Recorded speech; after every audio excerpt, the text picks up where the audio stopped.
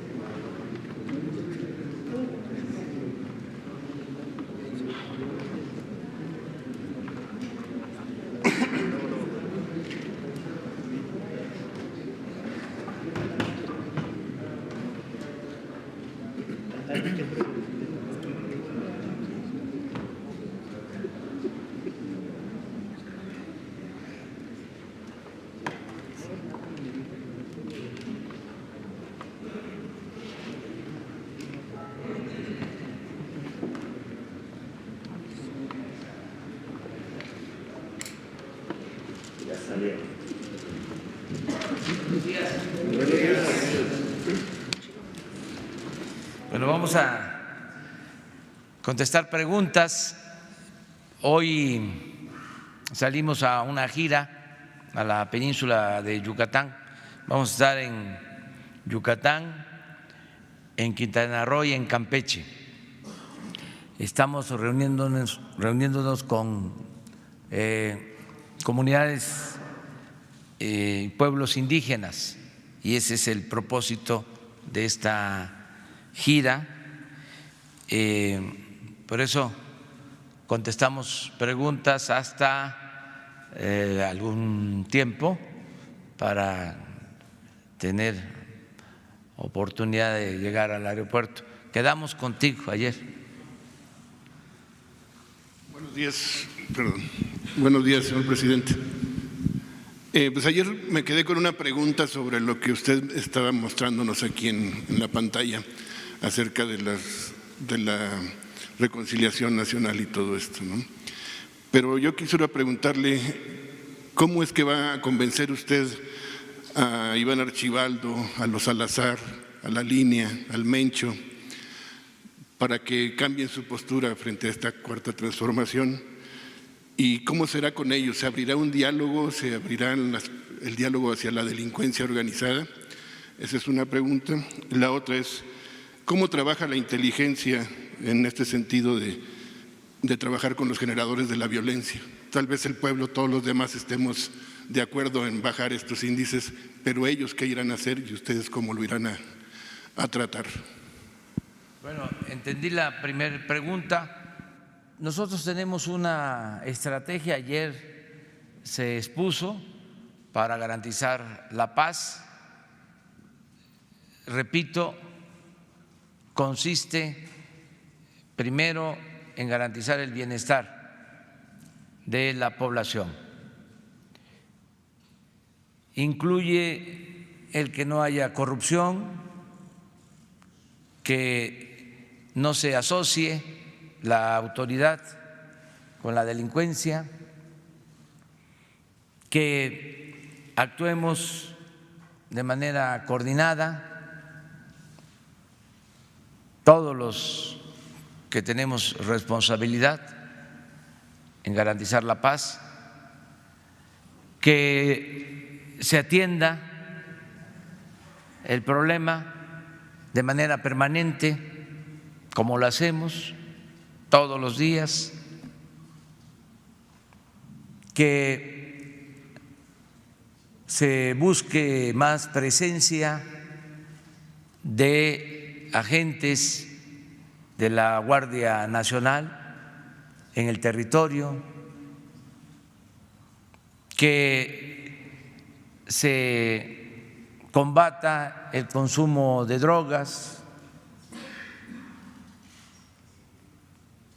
Para eso la campaña contra las adicciones,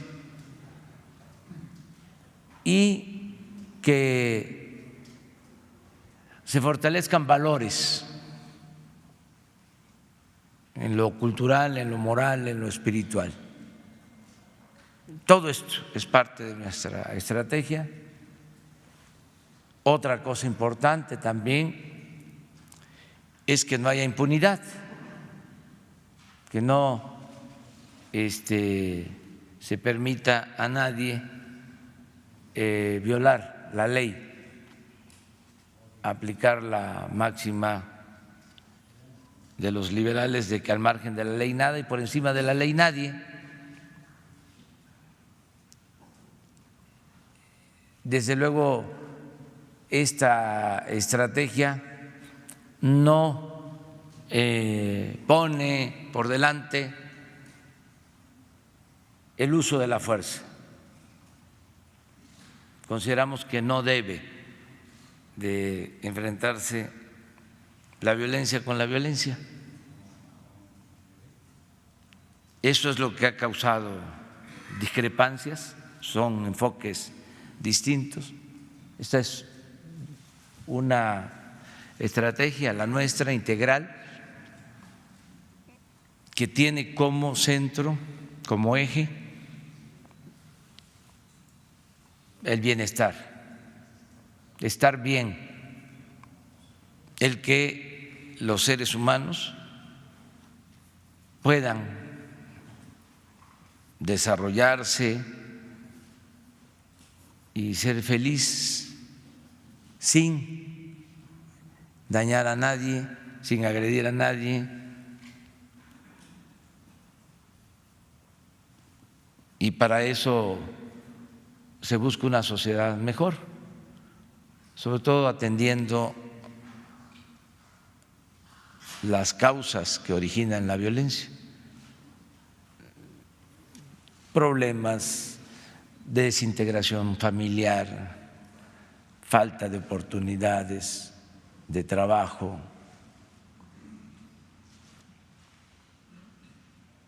desatención a los jóvenes,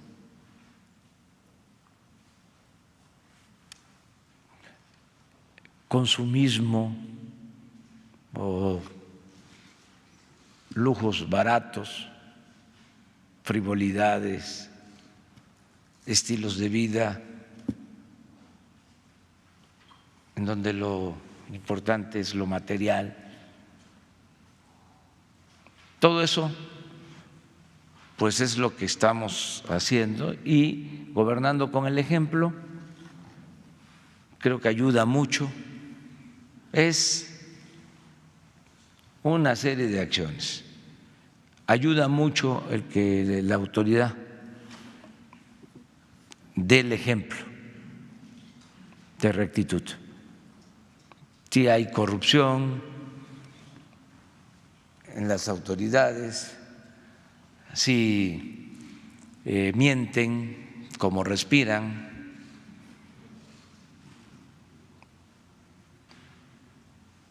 si no tienen principios, si no tienen ideales, pues entonces se da un mal ejemplo.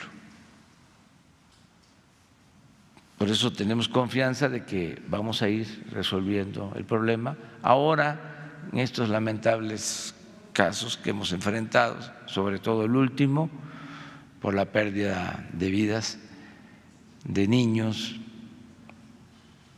de mujeres, pues estamos trabajando para esclarecer los hechos y que haya justicia. No hay ningún límite, ningún obstáculo, nada que impida que se haga una investigación a fondo, porque no hay intereses creados de por medio. Esa ventaja nos ayuda. No es, se tiene un límite porque hay un acuerdo con algún grupo delictivo o un acuerdo con algún grupo político, algún grupo de interés creado. nada. Y también decir que hay mucha gente honesta en el Ejército, en la Marina, gente íntegra que nos están ayudando. Entonces, ahí vamos avanzando. Esa era tu pregunta, ¿no? Principal. No se está planteando eso. Lo que se quiere es que no tengan bases sociales, que se vayan quedando solos. Si van mejorando las condiciones de vida, las condiciones de trabajo. ¿Por qué se llegó a estos extremos? Lo hemos dicho varias veces. Porque se abandonó al pueblo. Ni siquiera se pensaba en que la violencia era el fruto podrido de la política de pillaje que impusieron durante mucho tiempo, de abandono al pueblo, de abandono a los jóvenes. Nada más se mofaban con decir de que eran ninis. Eso fue lo que hicieron, acuñar esa frase. Se repetía eso. Nunca se hizo nada por los jóvenes. Además, que no hubo en el periodo neoliberal un éxodo. Miles de mexicanos se fueron al exilio porque no tuvieron oportunidad de salir adelante en el país, que no se despobló el campo, que no se desintegraron las familias por esa política de abandono al campo.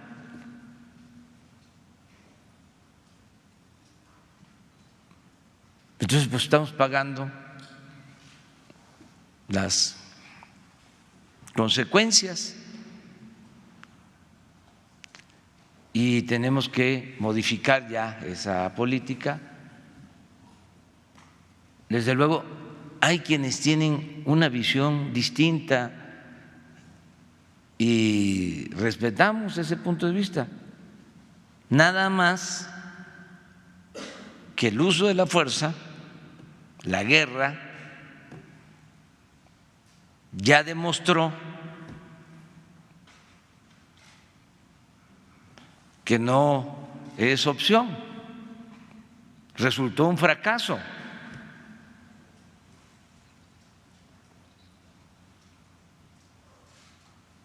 En vez de resolver el problema, lo agravó. Entonces, regresar a eso, no.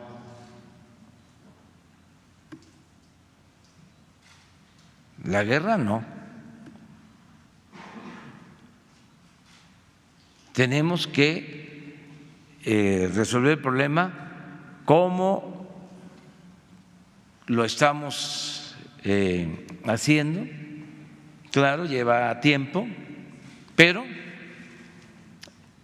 tenemos confianza de que vamos a poder avanzar en este propósito. Ya nos vamos para la izquierda. Los dos. Señor presidente, dos temas, por favor. Arturo Páramo, Grupo Imagen.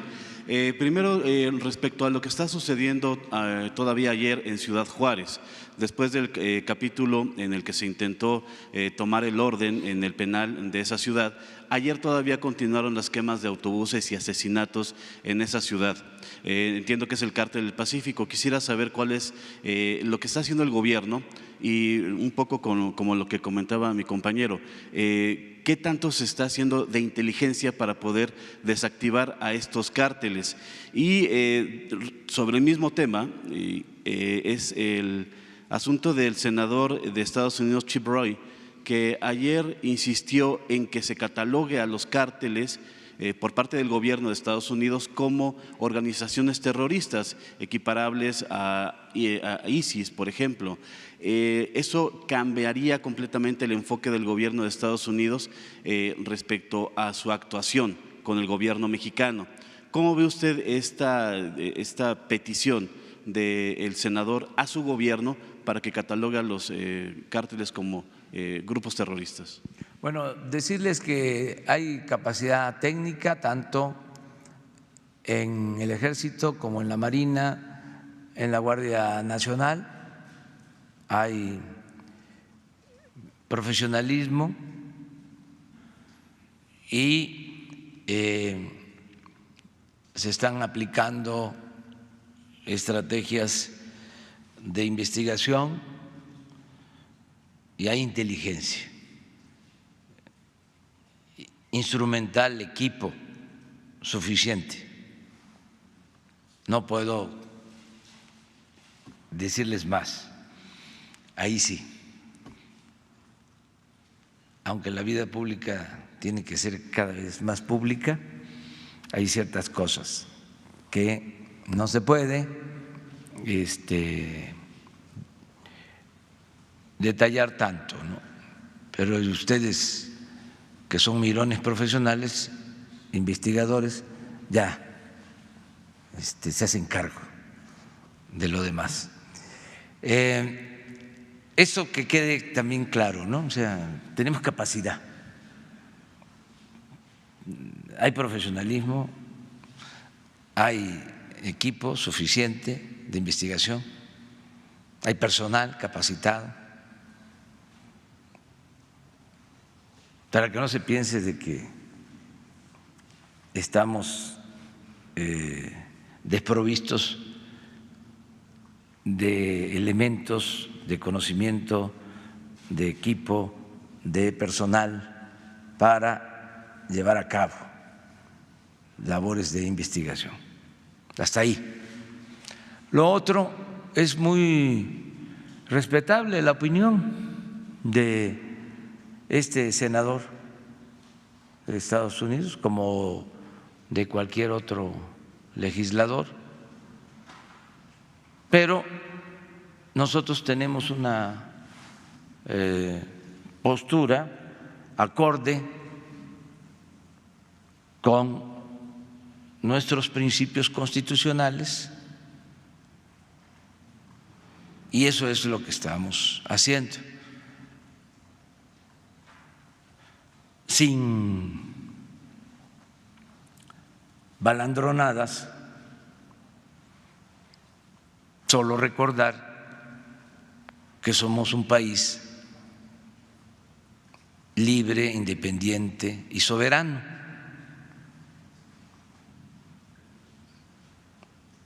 Que somos respetuosos por lo mismo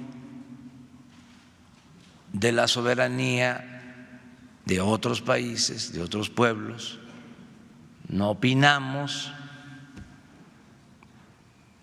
en lo que deben hacer en otros países, porque no queremos que haya injerencismo de ningún gobierno extranjero. Quiero comentar también que la actitud del presidente Trump ha sido muy respetuosa, lo reconozco, porque me ha hablado en los dos casos en lo de Culiacán y ahora en este lamentable suceso de Sonora, para ofrecer ayuda.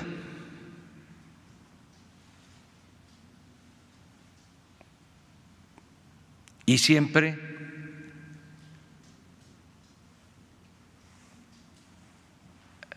señalando que depende de lo que nosotros determinemos.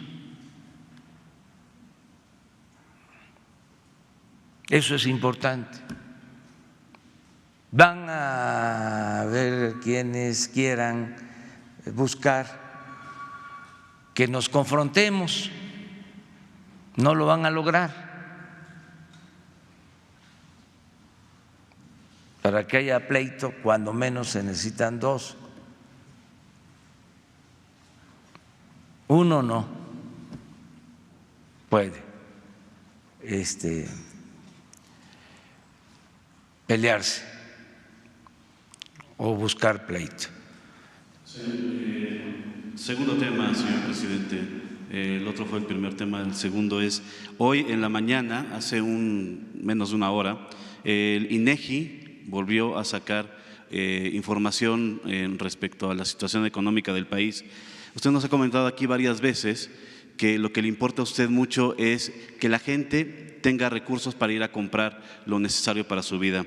Hoy se da a conocer el indicador mensual de consumo privado en el mercado interior y se establece que disminuyó 0.3% de julio a agosto de este año.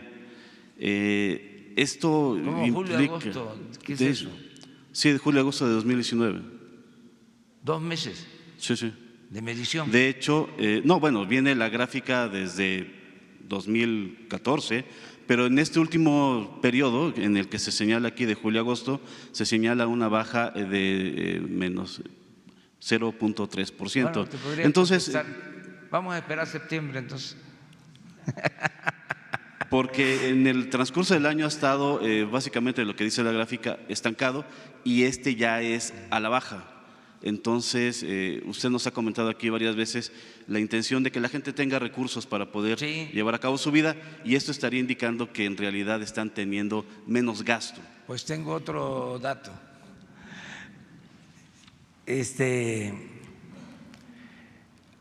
Abajo, el pueblo tiene, afortunadamente, recursos. Desde luego que hay pobreza, muchas necesidades, pero ahora hay más dinero circulando abajo que antes. Y eso lo puedo probar. Primero porque se están dispersando fondos en beneficio de los pobres, como no se hacía antes. Este año, repito, se van a destinar 300,000 millones de pesos.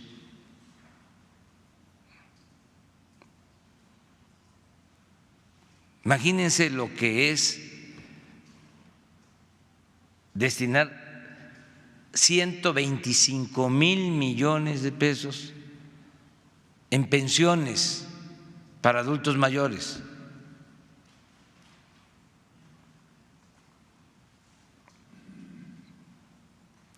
O 20,000 millones para 200,000 sembradores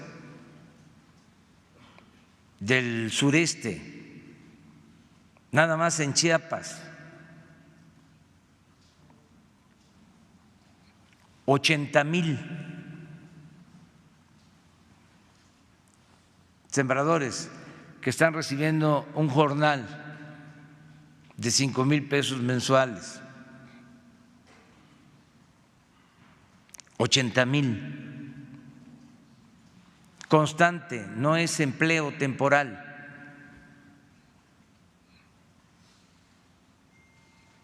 $11 millones de becas,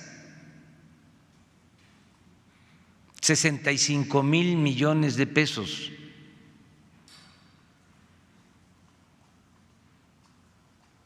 En fin, 900,000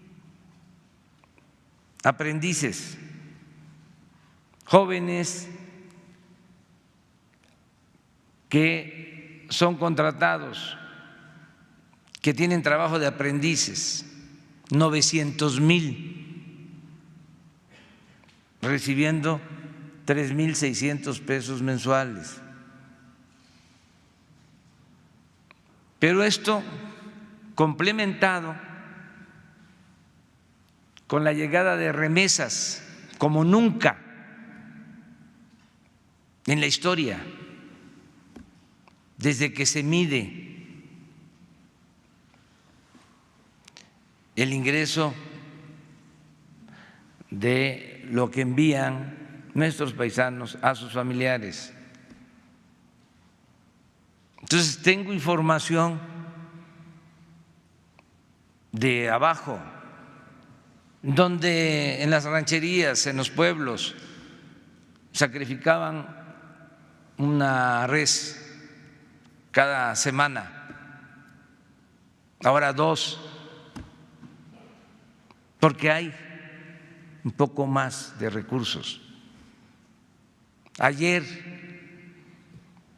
Carlos Slim, a ver si con esto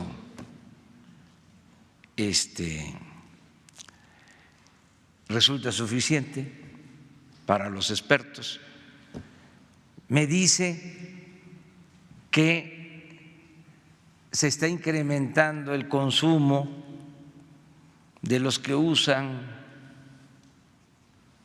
el teléfono más barato, más sencillo.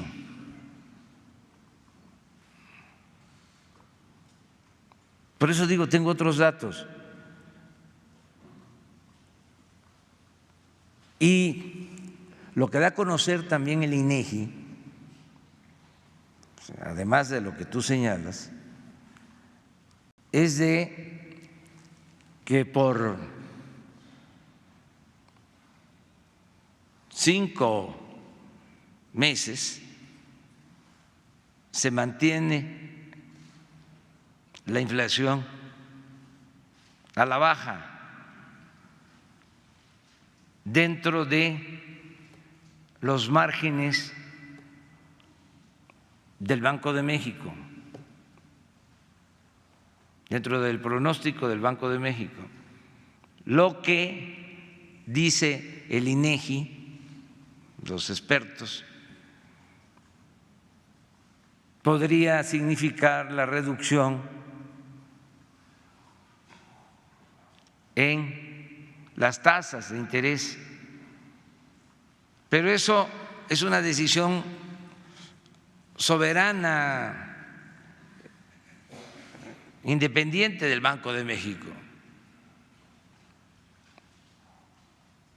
No me vayan a culpar de que ya estoy queriendo yo influir en las decisiones del Banco de México para que bajen las tasas de interés. Entonces, toda esa información del INEGI a la que hace referencia ayuda a entender lo que está sucediendo. Es muy importante destacar pues todos los datos, no uno. Imagínense la importancia que tiene el que no tengamos un problema de inflación, la importancia que tiene que el peso no se deprecie. la importancia que tiene que se estén creando empleos, la importancia que tiene que esté aumentando el salario.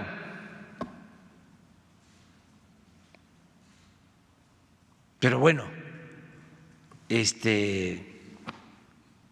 tenemos nosotros la obligación de informar y de contestar todas las preguntas. Eso es nuestra obligación. Qué bueno que tenemos esta oportunidad. Ahora sí nos vamos a la izquierda. A ver. Buenos días, presidente. Hans Salazar, de CTMG Noticias, político, Zócalo Virtual. El día de ayer quiero comentar sobre la declaración de Adrián Levarón. Dijo, no fue confusión, nos usaron para enviar un mensaje. Esa fue la declaración del día de ayer. Y la pregunta sería, por supuesto, no es comentario, es una afirmación por parte de él, de este integrante de la familia Levarón. Usted, en el Gabinete de Seguridad, ¿hay la posibilidad en estos escenarios de que se esté atizando la violencia para crear un mayor conflicto dentro del gobierno que usted encabeza? O, bueno, porque ya se han manejado diferentes hipótesis. Sé que hay una investigación, bueno, se ha anunciado, aquí ha estado el gabinete y se ha dado esa información, pero bueno, en este sentido y en este contexto, Culiacán y lo más reciente, el tema de Levarón, que ha causado bastante conmoción en la sociedad, ¿hay esa posibilidad que sea un mensaje incluso directo al gobierno? Y ahorita le hago una segunda pregunta. Bueno, hay un equipo que se ha integrado para la investigación, para indagar los hechos, desde luego para hacer justicia, y están manejando todas las hipótesis, todas, no se descarta nada, pero están trabajando y recogiendo información. Sea lo que se refiere, fue una declaración creo que ayer de uno de los familiares de las víctimas, y esto pues se toma en consideración, y todo lo que pueda ayudar a esclarecer los hechos, todas las hipótesis. Pero ese es un equipo especial, profesional, que está a cargo de esta investigación. Segunda pregunta, presidente. Respecto a la investigación que se ha declarado por parte de la Unidad de Investigación Financiera con respecto a los temas de corrupción contra el exsecretario de Comunicaciones y Transportes, Ruiz Esparza, ¿hay más exsecretarios de Estado en investigación? Por ejemplo, el caso de Videgaray, ¿está incluida en algún tipo de investigación con el tema de corrupción? Aquí ayer incluso usted planteaba pues los casos de Obedrecht, el caso de OHL, etcétera. ¿Hay más exsecretarios en este tipo de indagación de altos niveles de corrupción que se generaron en el gobierno anterior? Y por último, quisiera su impresión, su comentario del nombramiento ya de ayer de la nueva pues ya presidenta de la Comisión Nacional de Derechos Humanos, Rosario Piedra Ibarra. Incluso hay molestia en la oposición, se ha cuestionado incluso en el Senado, digo, yo sé que es una esfera de otro poder en el procedimiento, se ha cuestionado de manera fuerte incluso que fue de manera fraudulenta, pero bueno, quisiera su impresión, quisiera su comentario con respecto a este nombramiento.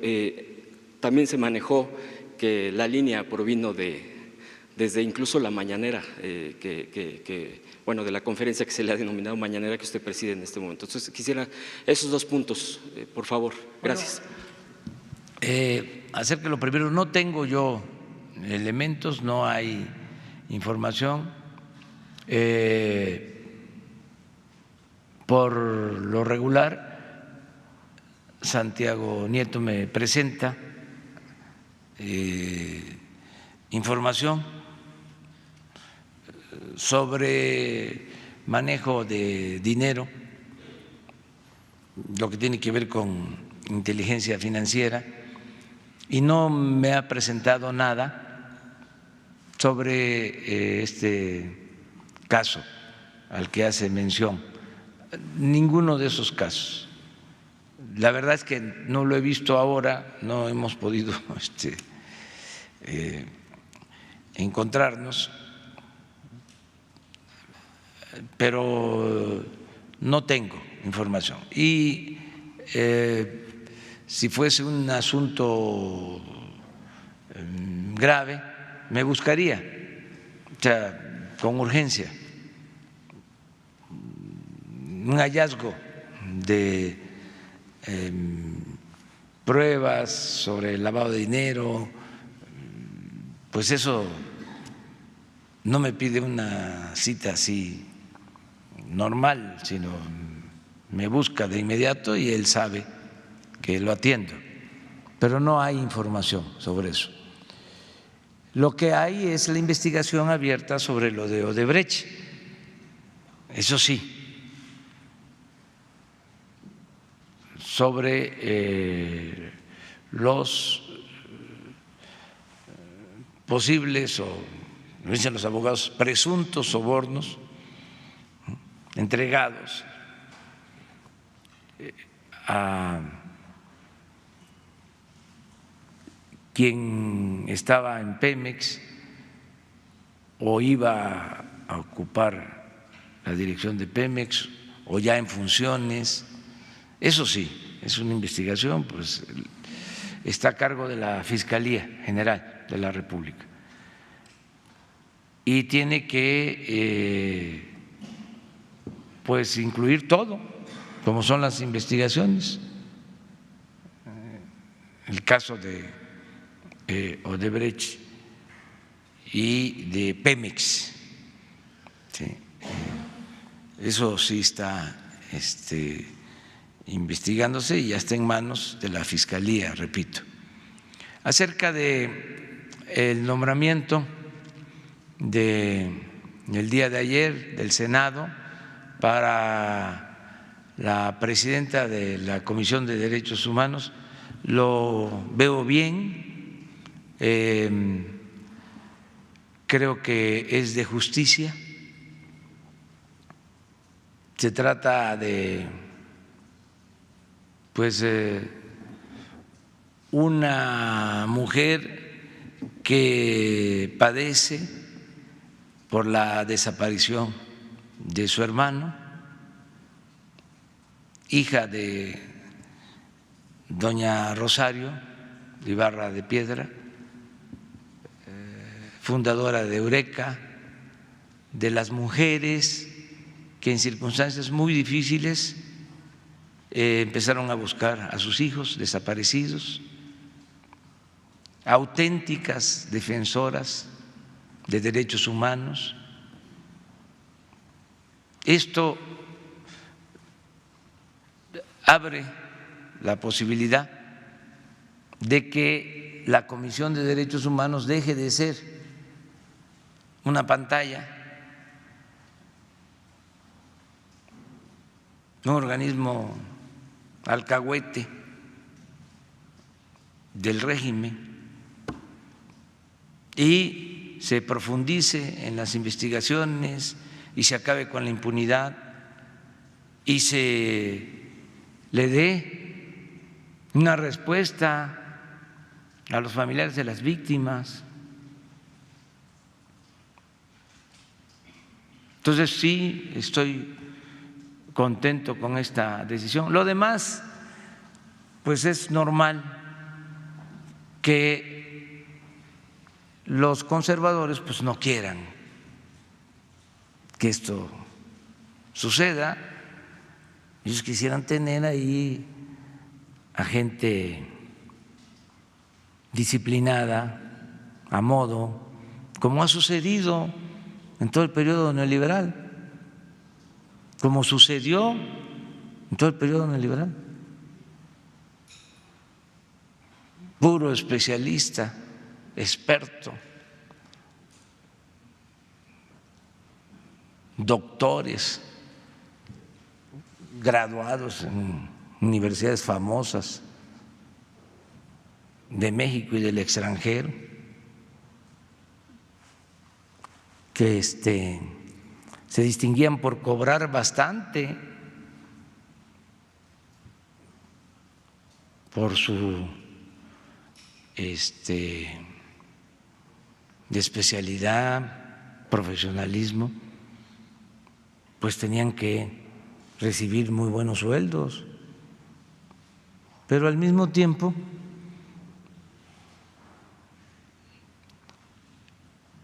siempre guardaban un silencio cómplice, encubrían, nada se sabía, a nadie se castigaba. Ya hemos hablado del tema, cómo fueron creando todos estos organismos para simular de que no iba a haber opacidad, ese término tan usual. Para eso, el Instituto de la Transparencia, 1.000 millones de pesos cuesta mantener el Instituto de la Transparencia. Y díganme de un caso que hayan resuelto. Se estrenaron con Fox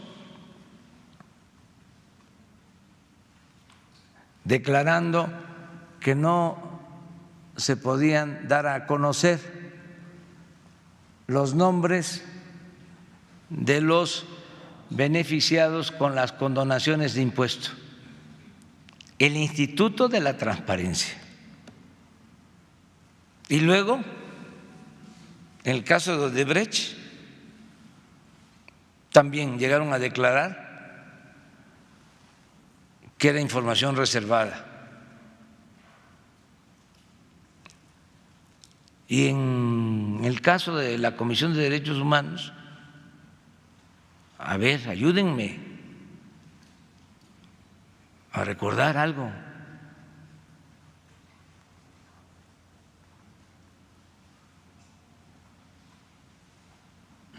Algo así, en donde su intervención haya llevado a esclarecer una violación grave a derechos humanos. ¿Fueron ellos?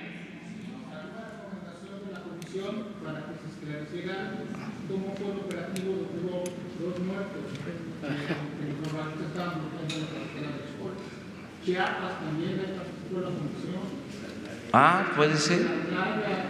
Pues hay muchas recomendaciones que también, señor presidente, necesitamos una comisión de derechos humanos que señale dónde están las violaciones y que el Poder Ejecutivo las cumpla. El Instituto Nacional de Transparencia también es importante. Ellos no ocultan, ellos exigen que el Poder Judicial, que el Poder Ejecutivo dé información. Sí nos hace falta un instituto de acceso a la información. Bueno, pues yo tengo otra opinión. Yo pienso que no han cumplido con su función, pero respeto tu punto de vista. Yo siento que fueron, repito, organizaciones, organismos, pantallas.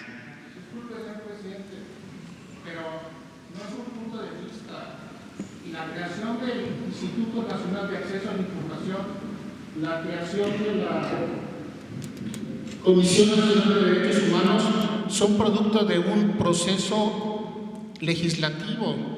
Sí. Los legisladores lo aprobaron, Sí. los legisladores consideraron la conveniencia.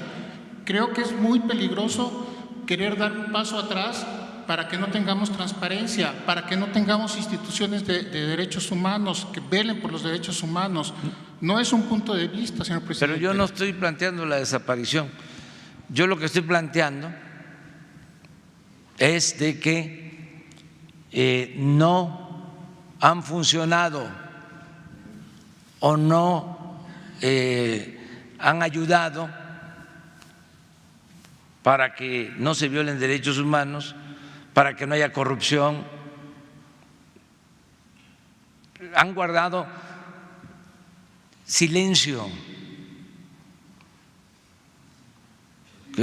Una comisión de derechos humanos emite una recomendación ya como un trámite, cumplió. No, si hay un caso grave, hay una denuncia y elevan la acusación, pero eso no lo hicieron. Además, imagínense que en todo este periodo no era delito grave la corrupción y crearon el Consejo Anticorrupción y la Fiscalía Anticorrupción. Entonces, ¿para qué? Para simular. Es lo mismo de los organismos electorales. Yo no estoy pidiendo la desaparición de los organismos electorales, si yo quiero la democracia. Nada más que el Instituto Electoral, el Tribunal Electoral, no han estado a la altura de las circunstancias, se han hecho de la vista gorda, han permitido fraudes electorales, han avalado fraudes electorales y encima de eso cuestan mucho, le cuesta mucho al pueblo mantener estas instituciones o estos organismos ineficientes, por decirlo menos.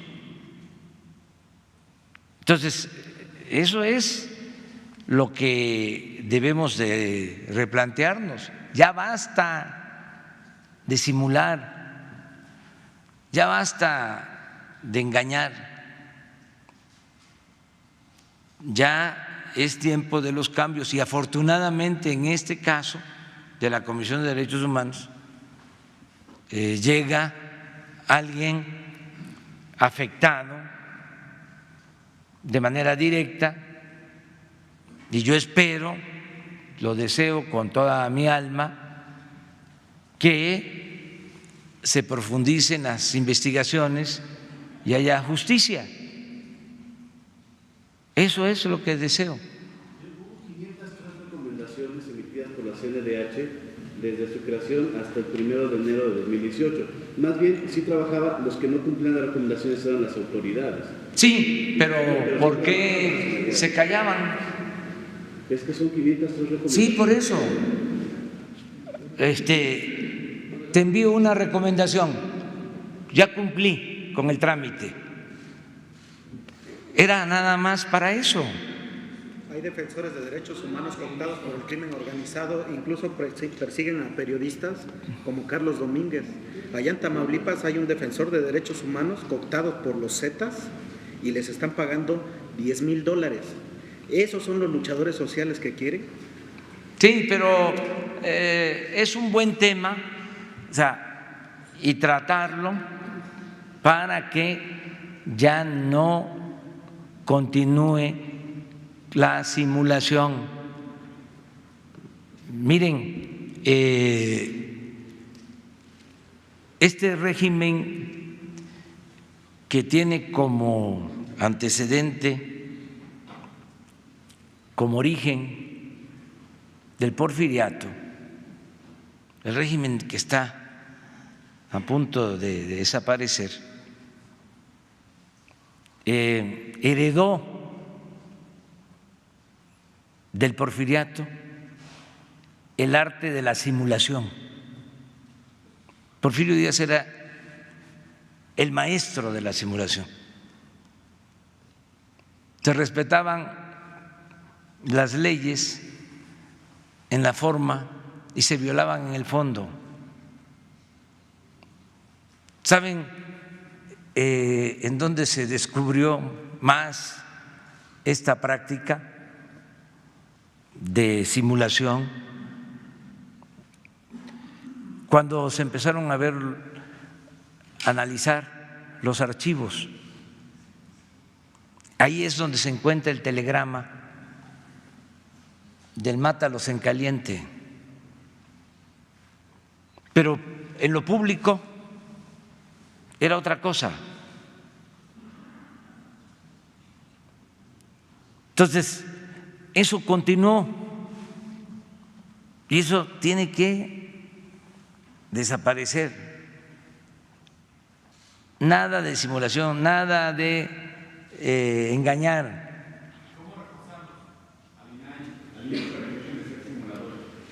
Que, por ejemplo, los representantes sean gentes honestas, íntegras, capaces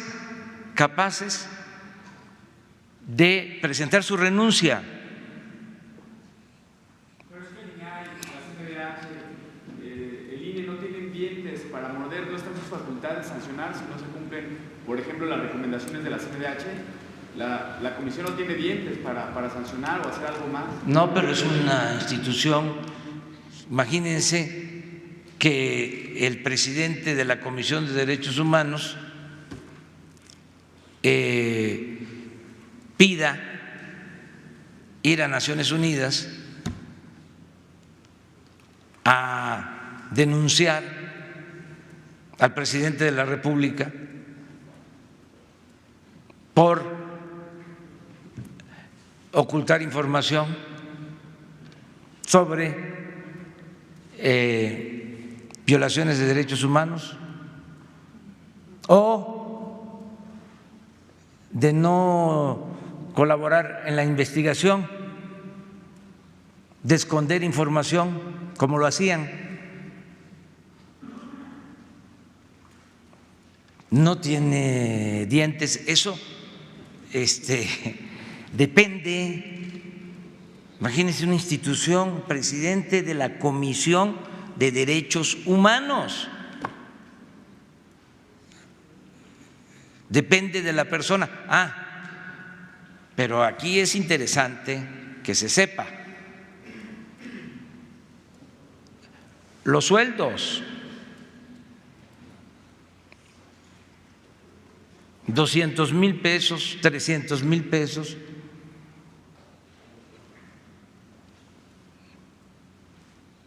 ¿Qué hacía Porfirio Díaz con los opositores cuando lo criticaban? ¿Qué decía? Ese gallo quiere maíz. Y maiceaban al gallo y dejaba de cantar el gallo. Pues eso se aplicaba hasta diciembre del año pasado. ¿Para qué les pagaban tanto? Para que cuidaran su sueldo.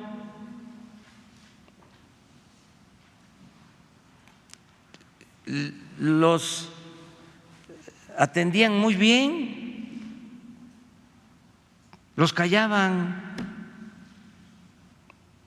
Es fuerte esto, pero es la realidad. Entonces, necesitamos cambiar ya toda esa simulación. Que deben renunciar el actual consejero del INE, los consejeros y también los de magistrados del tribunal? Es un acto de conciencia de cada quien,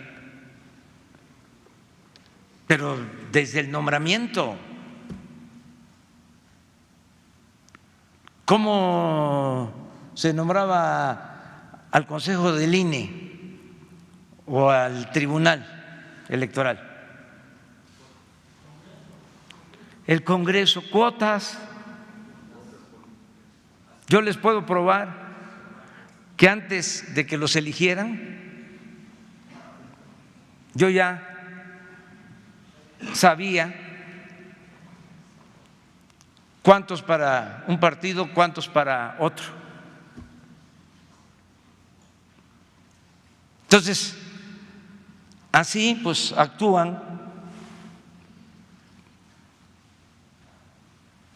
como representantes de grupos, no representan a los ciudadanos. Ha tenido cargo dentro del CEN de Morena y fue candidata a diputada por Morena. Sí, y los demás también, todos los ciudadanos. No, aquí lo que se está buscando, y yo creo que eso fue lo que tomaron en cuenta los senadores, desde que se trata de una mujer vinculada a la defensa de los derechos humanos. No, porque no es una mujer incondicional de nadie, es una mujer que sabe y que ha sufrido en carne propia lo que es la desaparición de un familiar, y es una mujer con convicciones. Además, si se llegara a pensar, que creo que sí, sobre todo por los conservadores, de que ella va a procurar no afectar al gobierno actual, pues nosotros, por principios, nunca le pediríamos a una autoridad que se ocultara una violación de derechos humanos, por principios.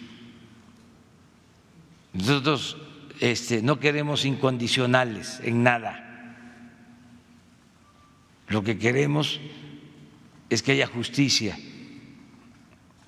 y que se protejan los derechos humanos y que no haya corrupción. Para decirlo con más claridad, ni ella lo permitiría, ni nosotros nunca, jamás nos atreveríamos a pedirle algo ilegal, injusto, que violara los derechos humanos. No queremos nosotros tener achichincles, no queremos tener funcionarios serviles, queremos servidores públicos con integridad, con principios, honestos, que ejerzan su libertad, verdaderamente independientes, que también ese fue otro engaño durante todo este periodo, la llamada sociedad civil. Los independientes, independientes del pueblo, no de los grupos de intereses creados. Todo eso es lo que se está cayendo, ese andamiaje que crearon como pantalla para atracar, para saquear, para abusar del pueblo de México. Por eso es muy importante el momento que estamos viviendo. Ayer me reuní con legisladores y les decía que lo realizado en materia legislativa era algo excepcional en este periodo. Imagínense, reformas a la Constitución, como 25 reformas. Sí, pero además no solo lo cuantitativo, sino la profundidad de las reformas. Eso es lo que trae desquiciado a los conservadores, porque en muy poco tiempo ya la corrupción es delito grave, ya está prohibida la condonación de impuestos, ya es delito grave el fraude electoral, ya se aprobó la ley de extinción de dominio para devolverle al pueblo lo robado, ya se canceló la mal llamada reforma educativa y se crearon nuevas leyes, ya se aprobó la nueva ley de salud pública para garantizar la atención médica y los medicamentos gratuitos, ya se garantiza la consulta popular o se quitan trabas para que se pueda ejercer la consulta. Dos cosas importantísimas: se aprueba la revocación del mandato, que el pueblo pueda quitar al presidente en una consulta a mitad del sexenio. Ya el presidente puede ser juzgado por delitos de corrupción, aún estando en funciones, y por otros delitos, como cualquier otro ciudadano. Ya no hay fuero para el presidente. La verdad,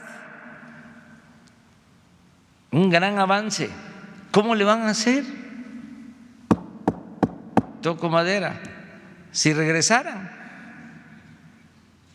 ¿cómo le van a dar marcha atrás a todo eso? Nada más falta, y aprovecho para darlo a conocer, voy a enviar una iniciativa de ley para que se eleven a rango constitucional derechos como el de la pensión a adultos mayores, la pensión a niñas, a niños con discapacidad y el derecho a las becas. Va a quedar establecido en la Constitución el estado de bienestar. Es lo único que está haciendo falta. De este lado. Señor presidente, buenos días. Soy Mónica Cruz de AJ Plus Español. Su oficina nos envió amablemente un documento el miércoles sobre el caso Maxene André, el migrante haitiano que falleció en Tapachula. Nos surgieron un par de dudas y ojalá nos pueda ayudar a obtener la información. Tuvimos acceso a un oficio de migración que dice que Maxene se encontraba en una estancia individual. Había pedido permiso para rezar en la estancia, según el oficio. Mis dudas son en qué circunstancias los migrantes pueden acceder a estas estancias individuales y si son vigiladas cuando están dentro de ellas. Y otra duda también, que fue imprecisa el miércoles, las organizaciones sí tienen acceso a las estancias migratorias, pero me dicen algunos que no tienen acceso a estas estancias individuales. Entonces queríamos saber si Migración les diera acceso a estos lugares especiales para poder hacer pues una observación independiente. Y una última duda es, cuando Migración dice que rechazan categóricamente la versión de las organizaciones sobre la muerte de Maxene, ¿están diciendo que los testimonios que recabaron son falsos o que las organizaciones están mintiendo al respecto? Y solo mencionar que tenemos registro de que Maxene no es el único migrante que ha fallecido en inmediaciones bajo custodia de Migración. Tenemos otros 2 casos, una niña guatemalteca y un salvadoreño en Nuevo León. Gracias. Sí, complementamos la información, lo que estás solicitando. Incluso sería bueno que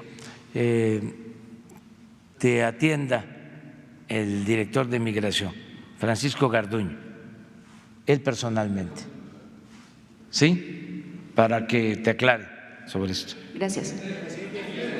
Estamos acá en la izquierda. Ya ha sido mucha derecha. Mucho a la derecha. Se está yendo a la derecha. Los dos. Nosotros estamos de la derecha. Yo al centro. Sí, ustedes están de este lado, sí, están de la izquierda. Yo al centro. Buenos días, presidente. Buenos días a todos. Antes que nada, aprovechando pues el diálogo de ida y vuelta, como usted dice, todos los días, sí comentarle que no cualquiera puede ser periodista.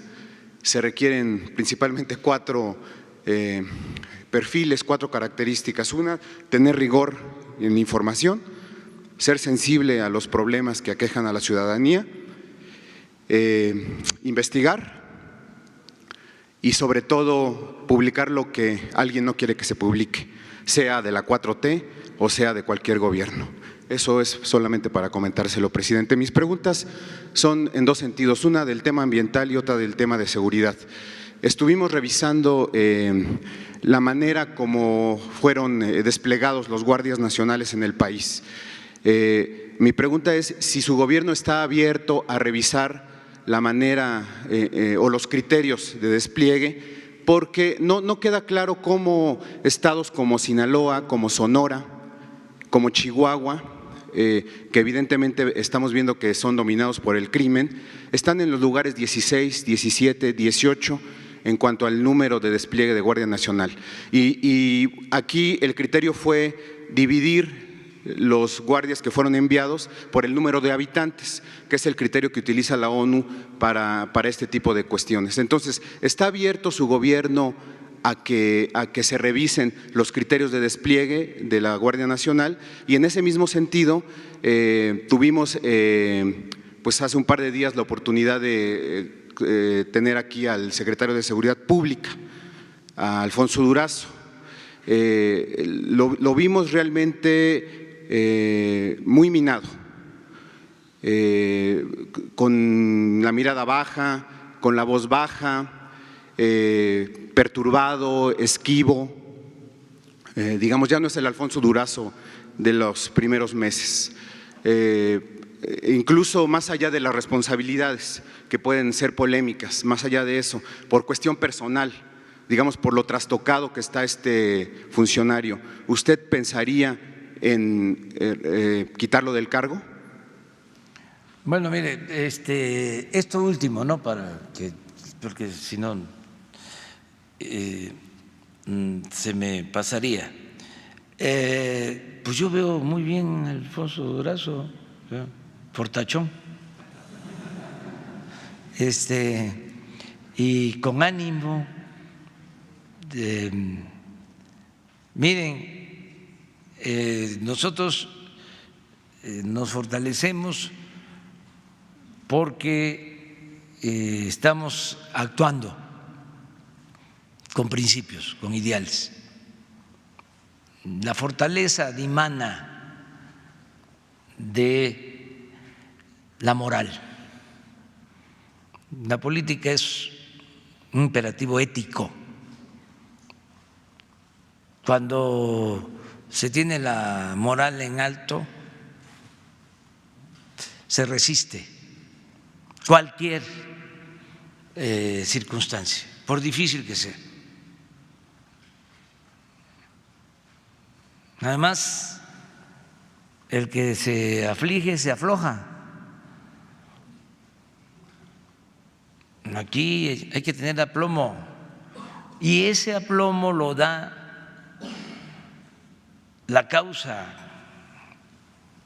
que se enarbola, los ideales que se defienden. Por ejemplo, si en estos hechos difíciles hubiésemos actuado en contra de nuestros principios, si yo no hubiese apoyado la decisión de parar el operativo de Culiacán para con esto evitar una masacre, eso sí me afectaría.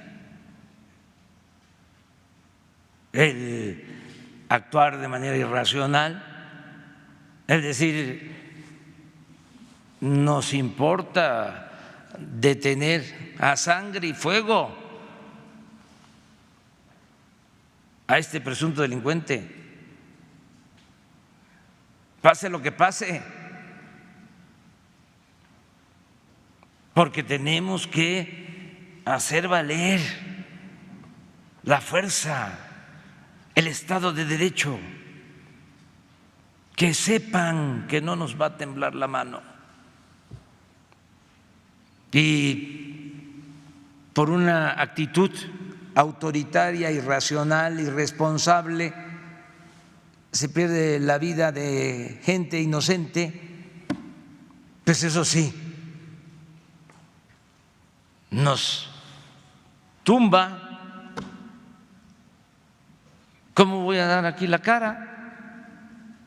Al día siguiente, el viernes, en Oaxaca, dijimos toda la verdad sobre la decisión que se había tomado. Eso es lo que da la fortaleza. Ahora sí, usamos, como los conservadores, la doble moral, el doble lenguaje, la hipocresía, pues entonces no resistimos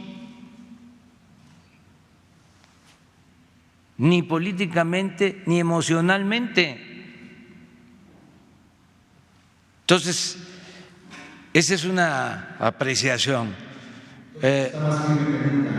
Sí, ha hecho un buen trabajo de coordinación del gabinete, estamos trabajando de manera conjunta. A lo mejor, pues, cabizbajo, porque levantarse todos los días a las 4:30 de la mañana y acostarse a las 10, 11, 12 y recibir alguna información de todo tipo.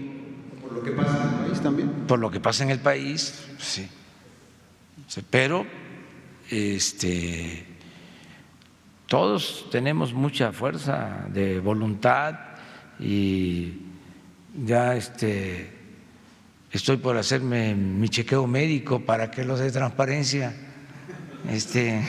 queden satisfechos con mis análisis, pero estoy muy bien y todos estamos bien. Va muy bien el gobierno, no tenemos diferencias al interior, vamos trabajando, se van cumpliendo con los propósitos y nada nos va a desviar de el objetivo, transformar al país, cambiar, ¿no?, este régimen corrupto de injusticias y de privilegios. Sí, ¿Qué otra cosa preguntaste? Sí, lo que le preguntaba es los criterios sobre el despliegue de la Guardia Nacional, porque, sí, por ejemplo, Sonora y Chihuahua ocupan más del 20% del territorio nacional y tienen el mismo número de guardias nacionales que la Ciudad de México, por ejemplo, ¿no? Sí, sí, se puede hacer la revisión, o sea, no se está cerrado. ¿Cuál fue el criterio que se utilizó? Básicamente los mayores niveles de violencia en los estados con más violencia. Pero ni en eso coinciden, presidente. Esa fue la instrucción y ese fue el criterio. Habría que ver cómo está en la actualidad, pero sí el propósito, lo que se definió era tomar en cuenta violencia, o sea, las regiones más violentas, los estados con más violencia y población, porque se tiene que tomar en cuenta que por un lado está la inseguridad o la violencia en general y por el otro la violencia de los grupos o del crimen organizado. Hay estados en donde hay grupos dedicados a la producción de droga, la elaboración de drogas, el tráfico de drogas y no tienen altos niveles de homicidio. Por ejemplo, ustedes ven los datos, van a encontrar estados en donde son muy pocos los homicidios, porque son cosas distintas, diferentes. Lo que a nosotros nos importa es que no haya homicidios. Lo que nos importa es que no pierdan la vida los mexicanos, los seres humanos. Eso es lo que nos importa. Y ese es el criterio que se está priorizando. Acuérdense que la Guardia Nacional va a terminar de desplegarse hasta el año próximo, porque ahora apenas y estamos contando con 75,000 elementos y van a ser 140,000. Apenas tenemos 150 coordinaciones y van a ser 266, porque estamos convocando, estamos reclutando a nuevos elementos. O sea, está en formación.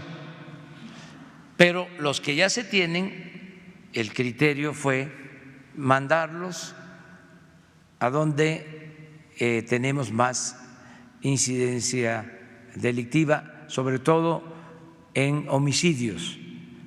También es muy importante, un día vamos a presentarlo, de que se sepa que hay veces, hay días en que en la mitad del país, en la mitad de los estados del país, no hay homicidios. O sea que hay homicidios en 16 estados y en 16 no se registra ningún homicidio. Y en 5, 8 estados se concentran 65, 70% de los homicidios. Entonces, no es todo el país, incluso no es en todo el estado. El caso de Baja California es Tijuana. En el caso de Chihuahua, Juárez. Entonces, si un día vamos a presentar esto, porque con estos hechos lamentables, ¿no?, se puede pensar que así está todo el país. Afortunadamente no es así. Está muy focalizada la violencia de este tipo, de homicidios. Hay delincuencia en general en robo, casa, habitación, en robo de transporte, robo de vehículos, por ejemplo, en general. Sí. Pero lo que tiene que ver con homicidios, con la pérdida de vidas, está muy localizado. Entonces, la Guardia Nacional está atendiendo eso, básicamente. Presidente, gracias. De todas formas, se revisa. Muchas gracias. El segundo tema rápidamente es, presidente, revisamos, o más bien estuvimos denunciando o ventilando denuncias de comunidades indígenas aledañas a la selva lacandona. Ellas están inquietas porque hay alguna propuesta, alguna intención de la Procuraduría Agraria y de la Secretaría del Medio Ambiente por derogar o por desaparecer un decreto que protege a la selva lacandona como reserva de la biosfera. Mi pregunta es si su gobierno apoya esta incursión, digamos, de la actividad humana en selvas vírgenes, en selvas que han sido protegidas históricamente. No, te ofrezco disculpa por no dejarte terminar. Pero no, nosotros vamos a cuidar siempre la naturaleza, el medio ambiente. Eso no. Fue una polémica que se originó hace algún tiempo, hace poco tiempo, pero nosotros no podríamos ir en contra de lo que queda de selva tropical. O sea, sería una gran incongruencia. O sea, nunca lo haríamos. Desde luego, pues esto puede provocar preocupación y dudas, pero no, ya se está atendiendo este asunto. Sí. Buenos días, señor presidente. Buenos días, compañeros aquí presentes. Mi nombre es Héctor Tlatempa, vengo del medio de comunicación Puntos Suspensivos Radio. Y antes que todo, les deseo expresarle a título personal mi profundo agradecimiento por las acciones que hace 20 años tuvo muchísimas, pero dos de ellas que principalmente, por las cuales yo me vi beneficiado cuando fue usted jefe de gobierno de la Ciudad de México. Por esas acciones como la apertura e impulso de la mayoría de las preparatorias del Instituto de Educación Media Superior, del IEMS, del cual pues, me siento orgullosamente egresado, el cual estudié, y también posteriormente de la Universidad Autónoma de la Ciudad de México, la UACM, de la cual actualmente sigo estudiando una segunda carrera, lo cual pues me siento muy satisfecho, muy contento y muy agradecido, y deseaba expresárselo y hacérselo saber, por lo cual gracias. Y bueno, debido a este tema precisamente de la educación, en alguna ocasión Elena Poniatowska comentó que la felicidad se alcanza cuando tenemos la oportunidad de acceder a la educación y que el instrumento más importante que tiene el pueblo es la educación y la cultura. Si logramos educarnos, tenemos la posibilidad de transformar nuestro entorno y crear conciencia. Y en este sentido, presidente, mi primera pregunta es que el pasado 2 de septiembre se llevó a cabo la inauguración del plantel GAM 3 Elena Poniatowska, con la presencia de la doctora Claudia Sheinbaum Pardo, jefa de gobierno de la Ciudad de México, y la maestra Silvia Jurado Cuellar, directora general del IEMS. La doctora Sheinbaum ha reiterado en bastantes ocasiones ya que el fortalecimiento de la educación pública será la mayor contribución de esta administración al nuevo proyecto de nación. Sin embargo, a la fecha no llegan los recursos a este instituto. Quiero comentarle que en nuestra red social, en nuestras redes sociales escuchamos mucho pues, las sugerencias que principalmente en la Ciudad de México nos comparten los usuarios, ¿no? Y nos han comentado, pues bueno, diversos usuarios que siguen habiendo profesores, docentes y administrativos que desde hace 10 y 15 años que fueron entregados computadoras, por ejemplo, siguen trabajando con estos mismos equipos. También las impresoras fallan, o sea, hay 1 o 2 impresoras por plantel. No es correcto el servicio de internet, les falla mucho, etcétera. Tienen diversos problemas. Mi pregunta va en ese sentido.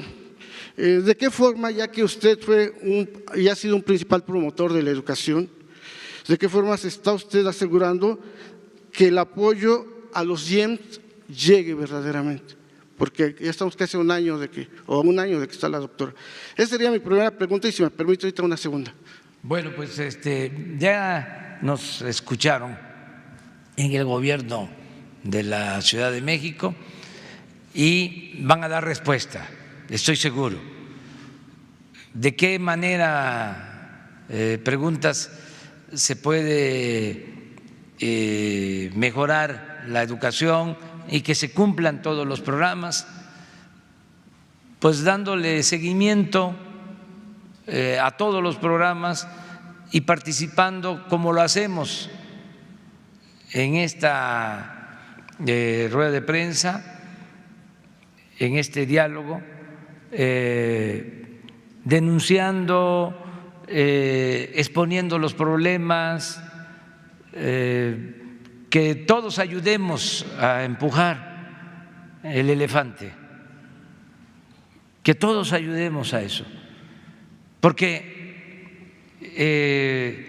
es real, se toman decisiones, se autoriza un programa, un proyecto, se destina presupuesto y por las trabas, la falta de responsabilidad, de conciencia de quienes van a ejecutar, no se materializan las cosas, no se cumplen los programas o no se hacen bien las cosas. Entonces, ¿cómo vamos a ir mejorando la función de servicio del gobierno? Pues ayudando todos, empujando todos. Este símil del elefante reumático y mañoso es adecuado, aplica.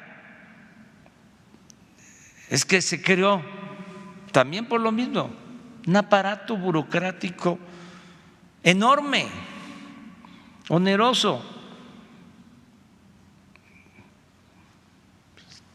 Todo el presupuesto era para mantener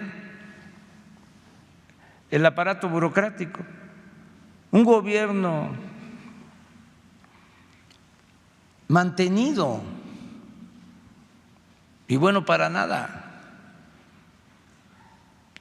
Un gobierno que se consumía todo el presupuesto y eso generó pues una atrofia.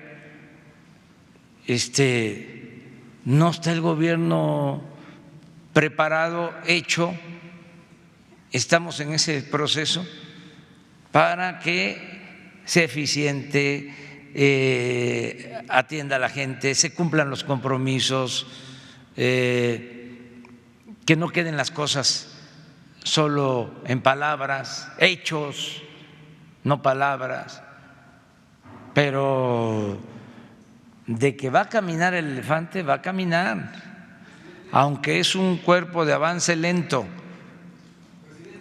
Pero no hay recorte para educación ni para salud. ¿Me permite tanto la palabra sobre ese tema? Sí. Mire, presidente, yo soy estudiante de prepa en línea. Se comunicó en la plataforma que se recortaba el 95% del presupuesto para este programa. ¿Por qué se recorta el presupuesto y no lo cobra la plataforma, presidente? ¿Qué le puede decir a los estudiantes? Pues que se va a... Si usted permite un ratito. Discúlpeme, no soy así, no me gusta gritar, ni mucho menos faltarle respeto, pero sí es algo muy importante porque ahorita están en el limbo 150,000 estudiantes que no saben si va a continuar el programa. ¿Qué les podría usted decir? Que no estén en el limbo. Ya el limbo además ya no existe según la teología. Y se les va a garantizar su derecho a la educación. Hay que ver nada más qué es lo que está sucediendo. Hay programas que se están revisando porque funcionaban a partir de contratos que se hacían con prestadores de servicio de Internet que costaban carísimo. No creo que sea este el caso, pero hay que revisarlo. Entonces, hay que ver si funcionaban o si no era nada más el negocio de estar ofreciendo este servicio a cambio de presupuesto. Pero mañana, el lunes, porque mañana vamos a estar allá en Yucatán, el lunes te informamos. Presidente, mi segunda pregunta nada más. Una termina. El 18 de abril del año pasado se aprobó una reforma a la ley del servicio exterior, misma que entró en vigor al día siguiente, con la que, según dijeron el expresidente Enrique Peña Nieto y Luis Videgaray, el Estado cumpliría con dar una vida digna a los jubilados del servicio, una tarea pendiente de ese gobierno. Con dicha reforma se aprobó una ayuda a la pensión equivalente al 50% de la que concede el ISSSTE a quienes ya están pensionados y del 100% a los que se jubilen en adelante. Ha pasado 1 año y 7 meses, presidente, y hasta ahora, no obstante, las gestiones que realizan los jubilados ante las autoridades de Hacienda y de Relaciones Exteriores, nada han recibido. Incluso se han dirigido ya a usted, señor presidente, para que disponga que estas dependencias procedan a realizar el pago de la ayuda. Como usted sabe, el servicio exterior en el retiro recibe las pensiones más bajas entre los servidores de seguridad nacional. Señor presidente, ¿cuáles son las medidas que se están tomando respecto al tema de los jubilados del servicio exterior? Si es un derecho establecido en una ley, se tiene que cumplir. Entonces, vamos a pedirle al secretario de Relaciones Exteriores y al director del ISSSTE que nos aclare sobre esto, si te parece. Gracias. A ver, ya terminamos porque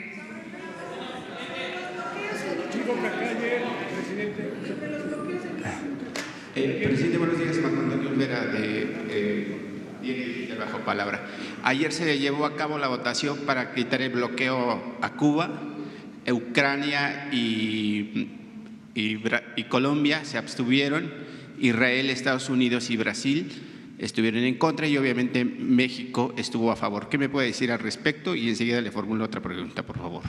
Pues que nosotros siempre hemos mantenido esa política de no aceptar el bloqueo a Cuba ni a ningún otro país.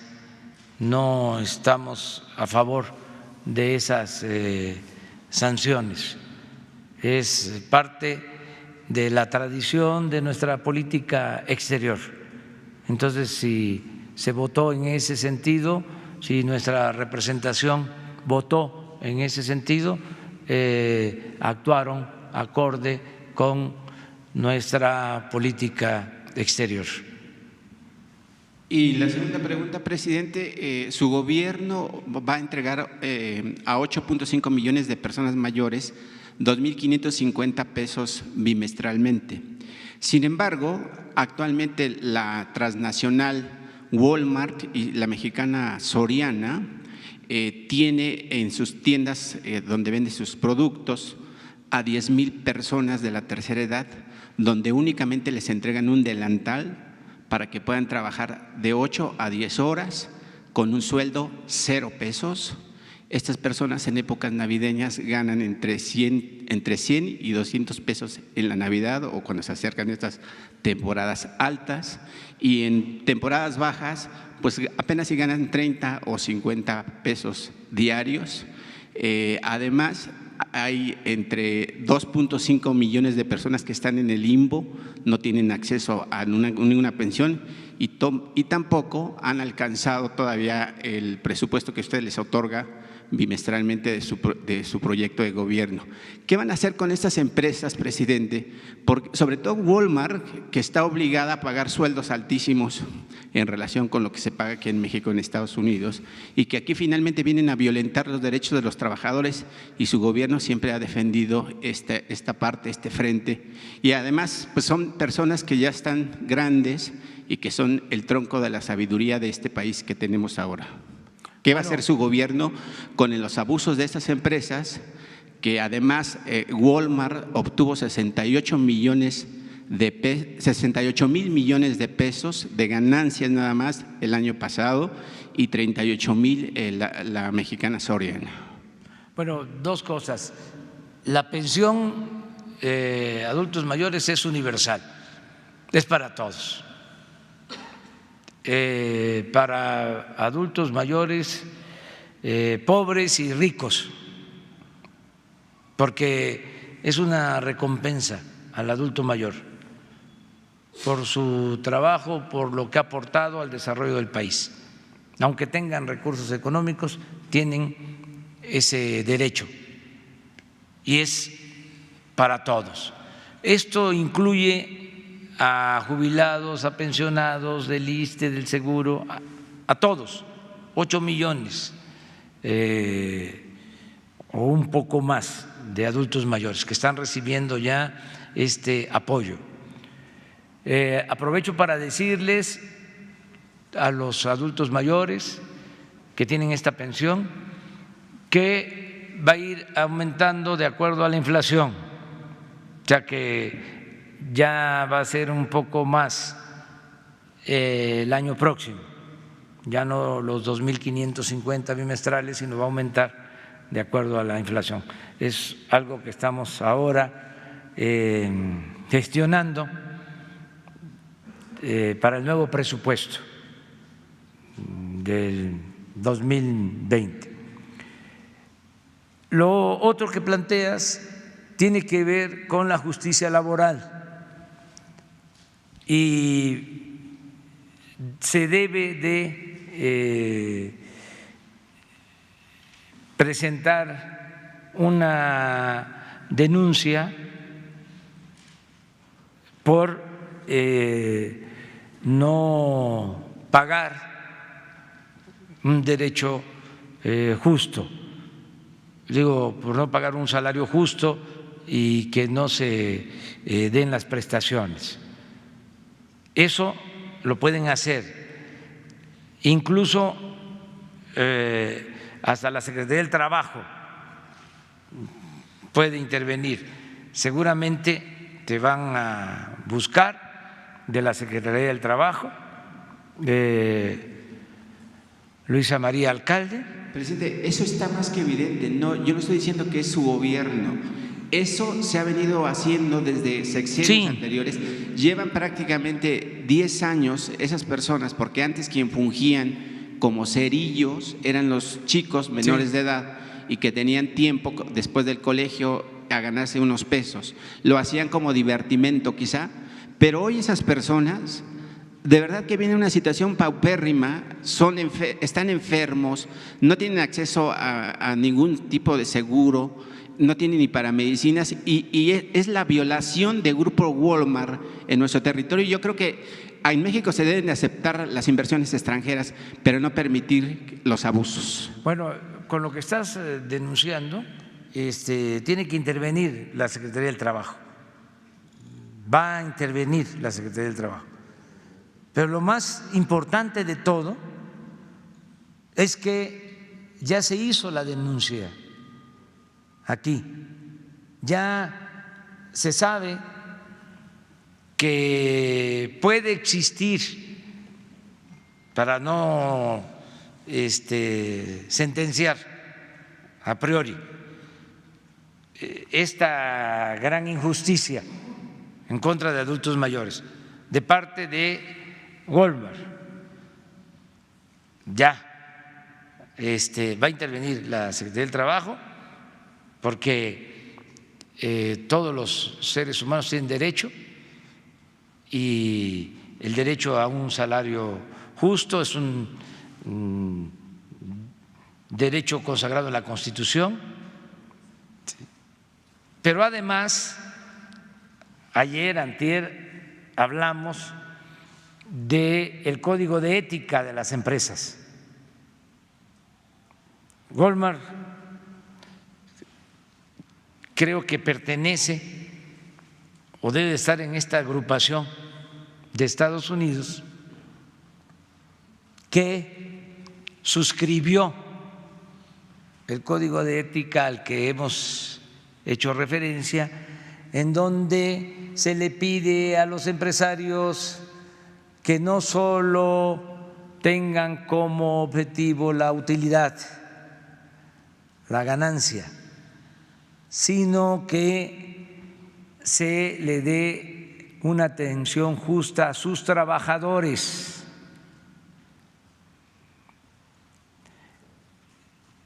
Es más, el lunes quiero presentar ese código aquí, porque también se habla de el cuidado del medio ambiente, es un código de ética para el sector empresarial en Estados Unidos, y la agrupación que define esta nueva norma de comportamiento puede